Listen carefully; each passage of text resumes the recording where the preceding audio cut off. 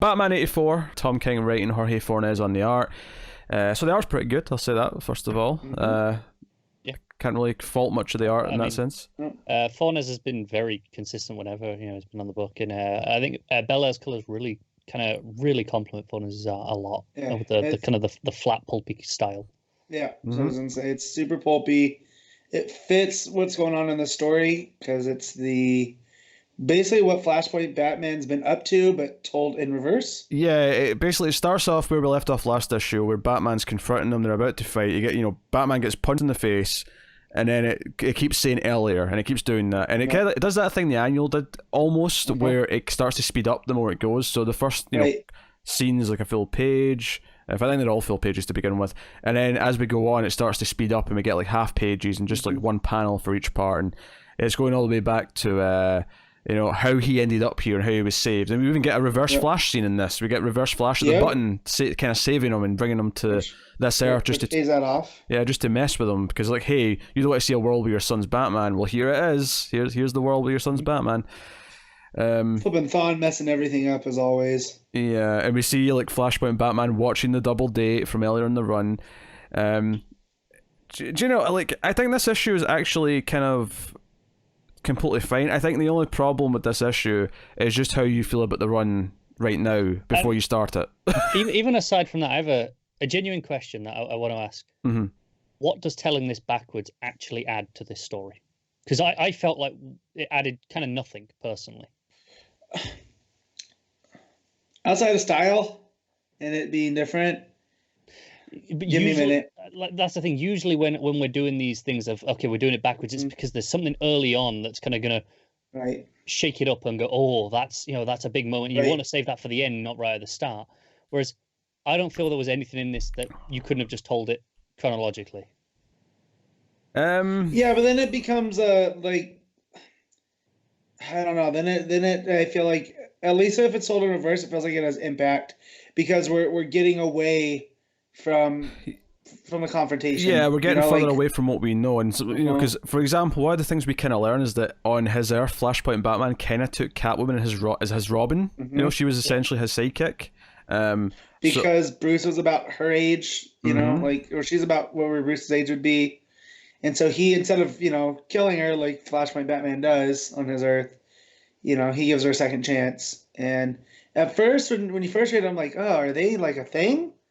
And then as you read, that's where I feel like reading it in reverse kind of helps. Yeah. Because it messes with your expectations. And I think it's more exciting. It's more exciting as well because as we go further back, we start getting to Martha Joker stuff, which I loved that mini in Flashpoint. I loved that Azarello mini. Yeah. So we get to the page where she's murdered Alfred. Like Alfred in this Earth was killed by Martha.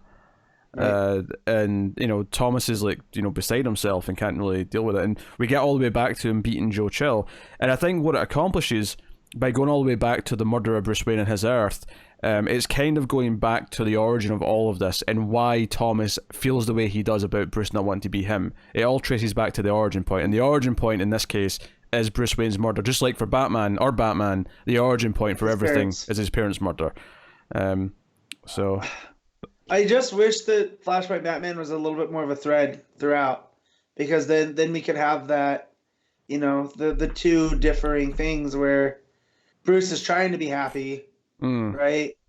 But then Flashpoint Batman's working in reverse to, you know what I mean? Like he's trying to make sure Bruce stays happy.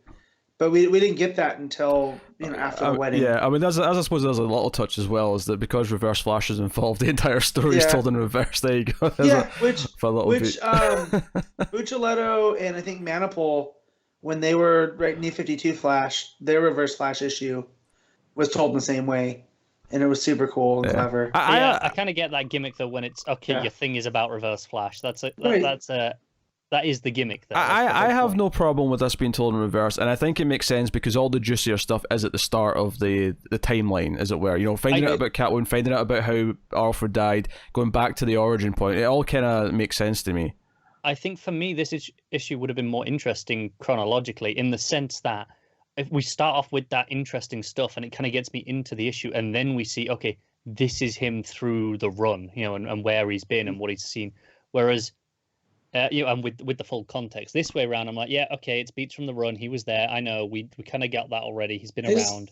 I was kind of borderline skimming through the pages because I'm like, yep, seen this. And while the back half is more interesting, I feel like if I'd had that first, maybe I would have enjoyed what is, the first half more. I'm okay with it in this sense. I think this issue is actually solid. I think the only problem with this issue is that they've not justified Flashpoint Batman as the main villain of this entire run before this issue. And it seems like he didn't come into it until late, because if all he wants to do is Bruce to be happy, then he should have helped the marriage go off and should have stopped Bane before, right? Like, well, we see him he watches the potential wedding kind of like fall apart. So clearly he wanted that, and that's what he wants now. He at the end he says, stay down and marry the girl and be happy. Like, finish this. I just think that with him, like the dude that shoots bad guys in the face, like he would have stopped Bane before Bane got the city going. Like, because Bruce would have stopped at the wedding, right? Like, because he was happy. Yeah, that part's a little bit murky. Because we see, if you go chronologically, the last thing we see Flashpoint Batman see is the proposal, then the scene with Joker in the church, and then he goes to Bane and says, "How can I help?" And it's at that point, why doesn't he just shoot Bane? Because that's what he does, right? And just let Bruce get married. Because that's the whole end point, right? Is he's thinking that if Bruce is happy, he doesn't have to be Batman. Yeah, this is a fair critique. My guess would be that he still intended to do the whole City of Bane thing because he wants to essentially, basically do the job and save the city so that Batman doesn't have to make him redundant by... Obviously, our Batman's never going to be okay with how he does that. I mean, that's, we know that. But fundamentally, that's what this story is ultimately about, though, is that this Thomas Wayne doesn't understand Bruce Wayne, doesn't understand this version of his son, and never will. Because at the end, when he says, just stay down, we're like, he's never going to stay down. He's Batman. That's not who he is. It's particularly strange, given that a big part of this issue is Thomas being like, Wayne's, get back up, we rise.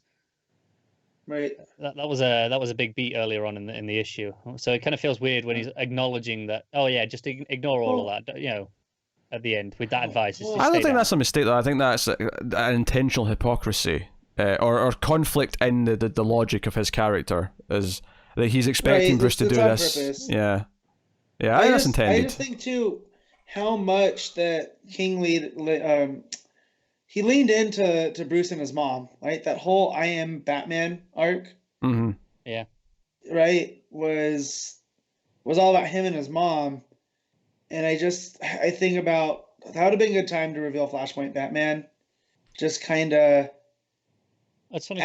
in play. Started to lean back into that a touch with the coffin in the desert and stuff like that. Right. But then that's all gone again now. Oh, wasn't I Am Batman before the button, though? That was after. That was one of the first 3 arcs. Yeah, that was the first 3 arcs before the button, so it couldn't happen before that. Right.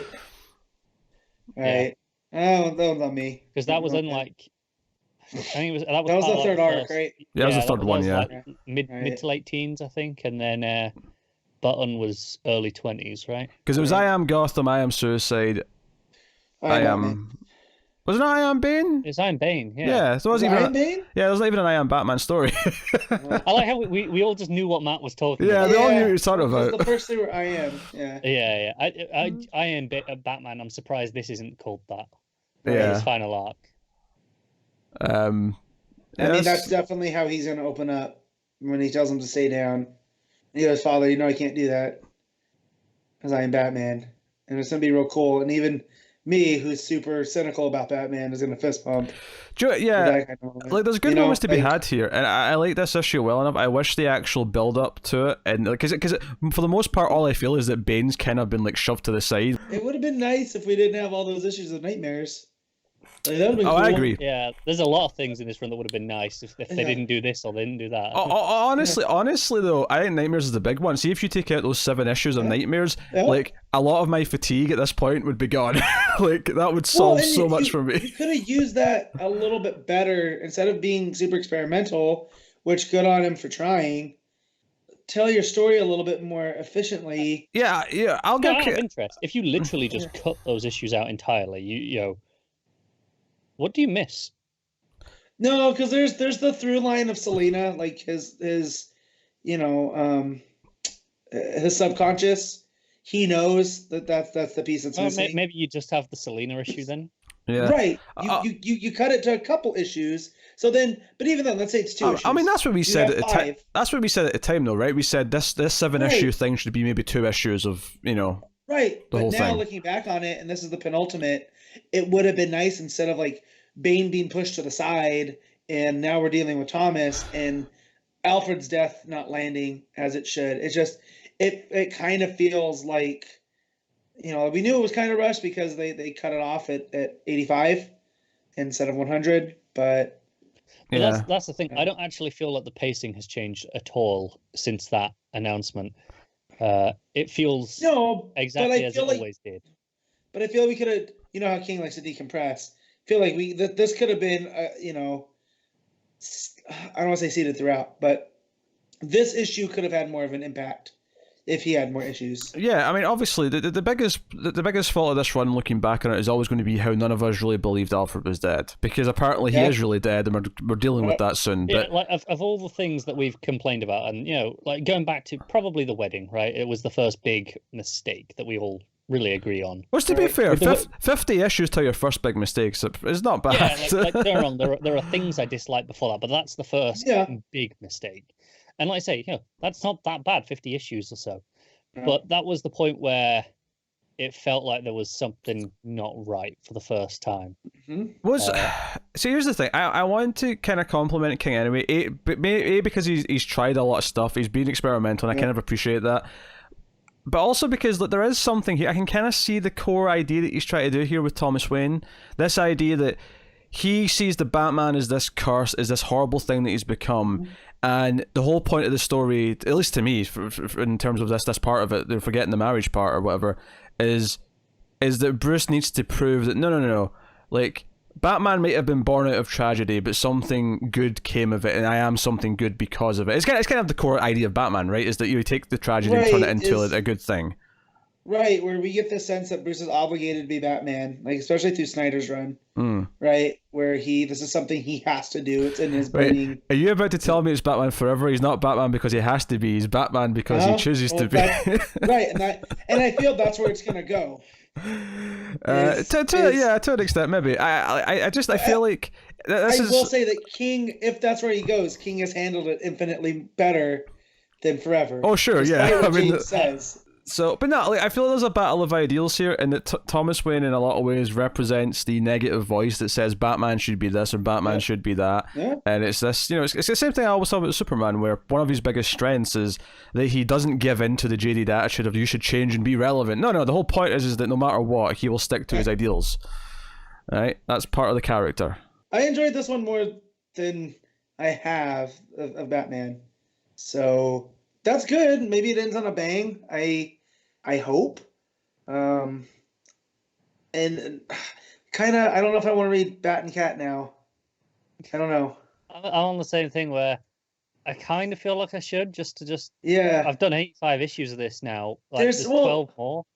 Yeah, there's a curiosity there just to see exactly what is it going to be. I mean, it's also once per month, and you know, this is a 12-issue book. Maybe this gives him more free rein to make this his Batman Mr. Miracle, if you will. Like, yeah. As long as it's not his Batman Heroes in Crisis. I definitely think it's going to be more of his Mr. Miracle.